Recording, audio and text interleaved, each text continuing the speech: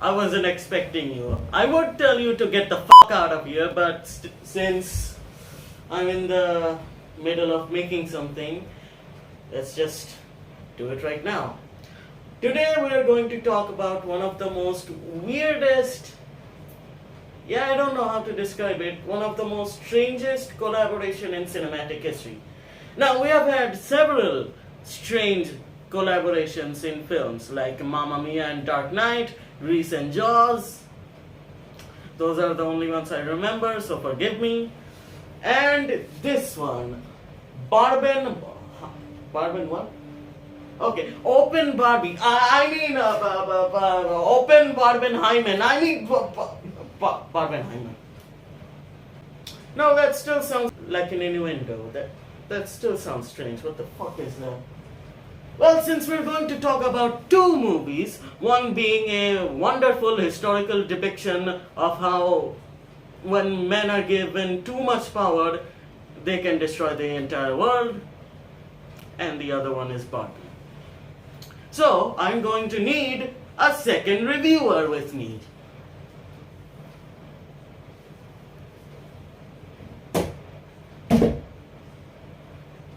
Oh yeah, I forgot.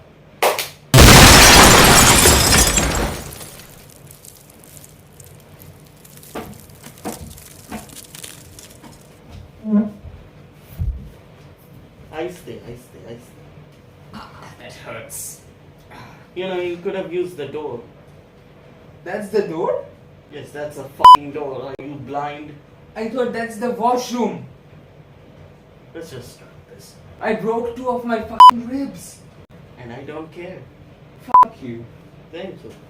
Oh, by the way, why do you have my picture in here? That's me. The guy with the cap, with the hat. And not that's cap. me. Literally me. That's literally you. Yes. And that's me. I drive. I'm dead. Yes. Now I'm become dead. The destroyer of the world. Fuck you. We got banned from 17 theaters because of yelling that continuously. That's true. The last one we visited, we literally traumatized a little girl. Yeah, we did. She just wanted to watch Oppenheimer with her family. Yes, and also, I don't want to share this, but still, who cares? I'm wanted by every single secret agency in the world because I killed 2 million people in Japan in 1943 or 45. What the year? 45, yeah. Let's just start. In Hiroshima and Nagasaki. Fuck! Shut the fuck up! No. Shut up! It was, Shut okay. up! In Hiroshima. तू है चालू कल तो मेरे साथ चल. It was fine. Yeah. After bombing those 2 bombs in Hiroshima and Nagashima. We're talking about Barbie! No, I was telling my crimes to them. You see what I did there? Hiroshima and Nagashima? Not Hiroshima and Nagasaki. I will send you to Jesus. Let's start. It's fine. Sorry. It's fine. It's fine. Most of the jokes were in the trailers. Yeah. It wasn't that funny. It was vibrant. Yeah, the best part of the movie, I think that was, Ryan Gosling. Literally you. Literally me. Yeah, I saved the thing. Yeah. They had to cut so many of my scenes because they realized that I was becoming the best character of the movie. Yeah, and we all know how good Ryan Gosling is. Margaret Robbie looks still good. Yeah, Margaret Robbie was great, but nobody comes close to Ryan Gosling. I mean, he outshined every single one in that movie. He's not good, he's not bad, he's enough. Yeah, he's enough, and he drives.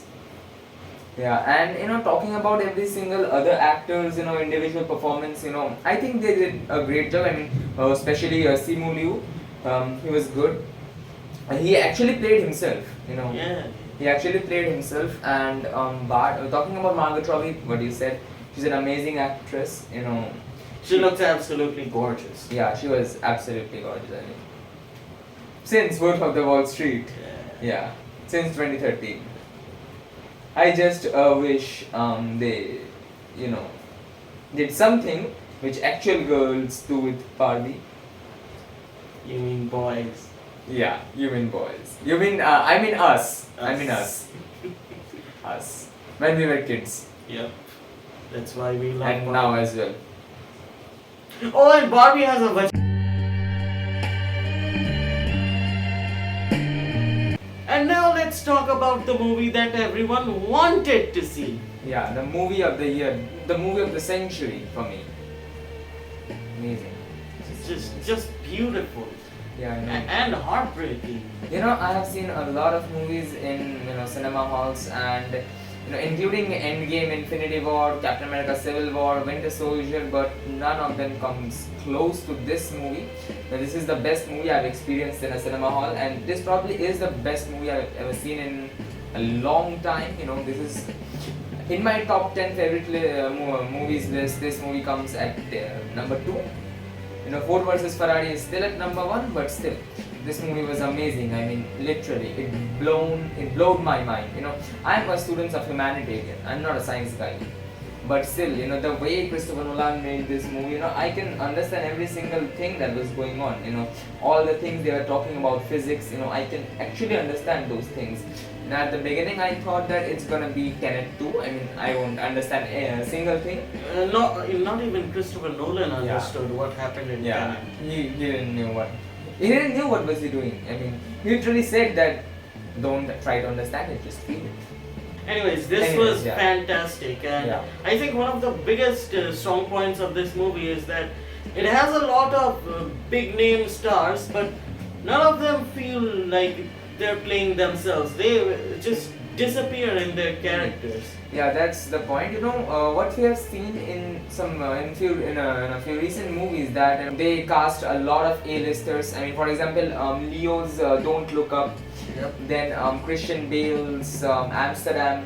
Don't Look Up, that was good. That was a decent movie.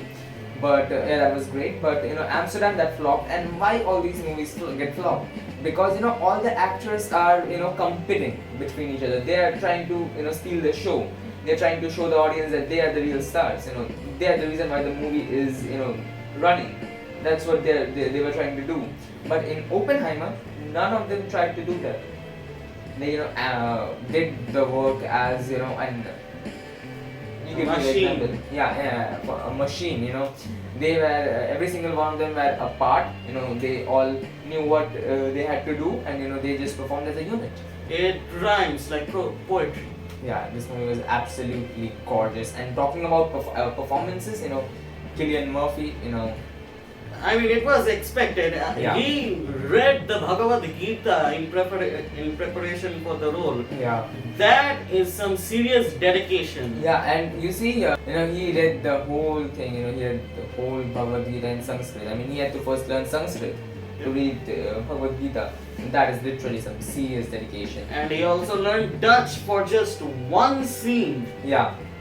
I mean, so did Oppenheimer in 6 weeks. Yeah. And I think, it was expected from Cillian Murphy. He is a fantastic, and a very underrated actor. Yeah, and he has been in a lot of Christopher Nolan projects, but this is since 2005. Yeah, this might be the first time he's given the center stage. Yeah, I mean, in Batman Begins, where he made his official debut with Christopher Nolan, he was a side character to Liam Neeson's Ra's al Ghul. And in the next 2 Batman movies, he had 2 cameos, to be honest. Yes. And then in Inception, he had a small role, but he nailed it. Then he was in Dunkirk, right? Yeah, he was in Dunkirk. Yeah, he was in Dunkirk, and in Dunkirk, he kinda had the lead role with Tom Hardy, but that movie didn't focus on a single character, so I won't say that he got a long screen time, but he was absolutely amazing. And then came this movie, Oppenheimer. Just fantastic. Yeah, I mean, he just literally deserves a fucking Oscar. Just give him the Oscar now. And one of the things that surprised me is Emily Blunt. She absolutely killed it in the last few minutes. Yeah, I know. In the conversation in that courtroom, she just don't spoil the thing. I think they have watched it already. Hopefully. Yeah, if you didn't watch this movie, not this one, if you didn't watch Oppenheimer, then fuck you. Couldn't have said it better. And I think another great part of this movie is that it's very easy to follow. It's a bit complicated in the beginning. You're Yeah. trying to figure out what's happening, like any Nolan movie. Like he has told his scriptwriter, if you don't write this movie in a way that doesn't make any sense, I will hunt you down and kill you and your family. No, I think this movie is like Dunkirk. I mean, in Dunkirk, there were 3 parallel timelines, and they all get connected at Past, present, future. No, not past, present, future. One timeline was 1 week before. Another one was 1 day before, and the third one was 1 month before. Yeah, something like that. Yeah, yeah. And in Yeah. Oppenheimer, we have 3 timelines. Yeah. There is the Don't spoil the thing. I'm still going to do it. Not major plot points. There's the 45 Manhattan Project, which starts from Oppenheimer's days of being a college student to him being enlisted in the Manhattan Project. Yeah, that actually started from 1928 to 1945, Yeah. that timeline. Yeah. And the another one. The present one is Yeah. in 65, I think. No, not 65. He died in 67, not 68. Somewhere in 54. Yeah, 54. Yeah, 54. Yeah, one was 47. Where his What? trials was going on, where he was suspected of being a communist member. Yeah. And, And another being one, a, another Soviet one was spy. Yeah, another one was 47. When we saw RDJ, when they all discovered that the Russians have made a nuclear bomb. Yeah. And Sorry for spoiling. And the last one, probably at the end. 62. Yeah, 62 or 63. Yeah, 62 or in the 62. 60s, Yeah. where we see the end of this whole movie, Yeah. this whole story, Oppenheimer's This story. whole tragedy. Yeah. I mean, that guy's whole life was a tragedy. Like he was loyal to his country and Yeah. they betrayed him. And the whole world misunderstood him, but still he did what was right for his country, and then his country backstabbed him. He got nothing. Yeah. Nothing at all. And What he got was a medal, a certificate, a paper and a metal. yeah, and Yeah. some salad, And salmon. yeah. And I think one of the most genius things Christopher Nolan did in this movie is the color section and the black and white section. Yeah. Now this is quite interesting, and I didn't understand it while watching the trailer for this movie. And now after watching the movie, I watched it once in theater and once I pirated it. I'm sorry, Christopher Nolan. So I don't have enough money. The black and white section of the movie is others' perspective, the view of outside people Yes. on Oppenheimer. And whenever it's a black and white sequence, Oppenheimer is very soft spoken, he's cold, he's calculating, he doesn't really show any emotions, and he's quite rude.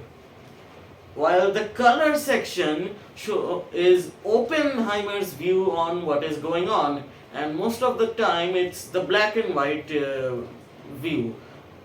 People viewing Oppenheimer and them suspecting him to be a Soviet spy. And I think it's a very genius move in Christopher Nolan's part, because we don't really know what is true. I mean, Oppenheimer could have been just an emotionless person, or he could have been this tragic being, this just emotionally vulnerable man who realized what he has done after the Manhattan Project, and he had to pay for it for the rest of his life. And it's quite brilliant. Yeah, and now coming back to the topic of the performance of the actors, RDJ. One thing I was concerned about before watching the movie was that I thought that I might get Iron Man vibes while watching Louis Strauss, yeah, whatever his name was. That was shit. That person was a shitty person. But still, talking about RDJ's performance, I thought that I might get quite a few hints of Iron Man, but he nailed it. I mean, just like Cillian Murphy deserves an Oscar, RDJ also deserves an Oscar for the role. I mean, he just gave his heart and soul. He put his heart and soul in the role, and he just became Lewis Strauss. Yes. And then Matt Damon, he literally was Jason Bourne. He was just Matt Yeah, Damon. he was just Matt Damon, and he's gonna hang you. He's gonna hang you. And another thing that I really like about this movie, and it's quite funny, is that it has the most random selection of background characters. Like you're watching a scene, it's quite important. It doesn't distract you or anything, but you look there at the screen and you say, "Oh, hey, it's Huey from The Boys," Yeah, or and- "That's Josh from Drake and Josh." Yeah, and then you see that is Harry from Amazing Spider-Man 2. That's Papa. What was his name? I don't know. No, that's Papa from Stranger Yeah, Things. and he also died in Dark Knight Rises. Yes. He tried to catch Batman, by the way. Yeah, that's Casey Affleck. Yeah, that's Casey Affleck, Ben Affleck's brother. That's the damn, I forget his name. The Polka Dot Man. Yeah, and that's Kenneth Branagh. That's Gary Oldman. And Gary Oldman's cameo, that was surprising. Yeah, You know. I didn't expect him to show up. Yeah, and okay, I'm gonna spoil this one. I am gonna spoil this one. Okay. Gary Oldman, he won an Oscar for Winston Churchill, and believe me, brother, if they gave him more screen time as Truman, he would have bagged another Oscar. He would have bagged another Oscar. That is for sure. I mean, he was just amazing. He got hardly 1 minute of screen time. He just said, "Get this crybaby out of my sight." Damn, that was something. That was Gary motherfucking Oldman. That was serious black. And I don't remember the actor's name, but the actor they chose for Albert Einstein, I think he was I quite think, great. Yeah, I think I remember his name, Tom something, Tom Conti or Senti, something like that. I don't remember the full name, but it was something like that. And he was also in Dark Knight Rises. One of the prisoners in Dane's prison. And Rami Malek, Yeah. he had a fantastic scene at the end of the movie. Like he was just fucking demolishing RDJ. He got a screen time of maximum 10 to 15 minutes, but he literally demolished RDJ. Let's not talk about. I mean, let's not say RDJ. Let's say Strauss. Yeah, No, Strauss. Strauss. We won't call him Strauss because fuck him. Yeah, we will call him Strauss. And And we were talking about Einstein's actor. He was amazing. yes, he nailed the accent and how Einstein talked. He had Yeah. a very high-pitched elderly voice, and it's perfect. Yeah, and actually every single actor put in, gave their soul into their roles. Florence Pugh, she was also amazing. Except that scene, she was amazing. They censored it in Yeah. our country. Yeah, They put a black napkin on it. but Oh, we can see Killian Murphy's a little boy, but we can't see her. That's fine. yeah, that's We can fine. see that, but we can't see that. Because that would be too much for the kids. Yeah, and all those kids have accounts. Oh. Bible study. Anyways, get back to our topic. The movie was amazing. It was amazing. It was very beautiful the way the shots were Yeah. composed, the editing, the music is beautiful. I was literally crying at one point when I was listening to the music. It's beautiful. It was like you were in that exact place. Like you were there when the bomb is going off. Yeah, and the way they made this movie, I felt that I was in Los Alamos when they were doing the Trinity project. I was there. I was standing beside Robert Oppenheimer. I was there. I felt like that, and I was, I knew that what was going to happen. We all know what was going to happen. Yeah. Yeah, they gave us the spoilers in the history books, but still, the scene was so tense that I got I was sitting like this, and then suddenly I get in this composure, and then I was like this. And in my mind, I was going like, oh my God, what's gonna happen? Are they actually gonna get successful in bombing the blast or not? But I knew what was going to happen. But Yep. yeah, that was beautiful. And yeah, that's about it. We don't really have any negatives. I mean, it's a bit long, but it's still quite good, and it It's didn't wo- feel it's- that long. Yeah, it's worth your money. In fact, I thought it was just 2.5 minutes, but turns out it's almost 3 hours long. Yeah. What? Wait, why did I say minutes? Sorry, I thought it was 2.5 hours, but turns out it's 3 hours. Yeah, I actually wish like this movie could have gone for 4 hours, 5 hours, 6 hours. I didn't care. I would have just sit there and watched it. Yes, it's that kind of movie. It was beautiful, beautiful. That Homelander meme, it was perfect, perfect. Everything last to the last minute detail. This movie fits in that category. Yep. And I'm really excited for the sequel, Albert Einstein Strikes Back. Yeah, and John F. Kennedy, he got a cameo in that movie. Not a cameo, but a name drop. That is a hit. Oppenheimer 2, Rise of JFK. Yeah, Then Oppenheimer 3, Fall of JFK. and then We're not going to get sued, are we? no.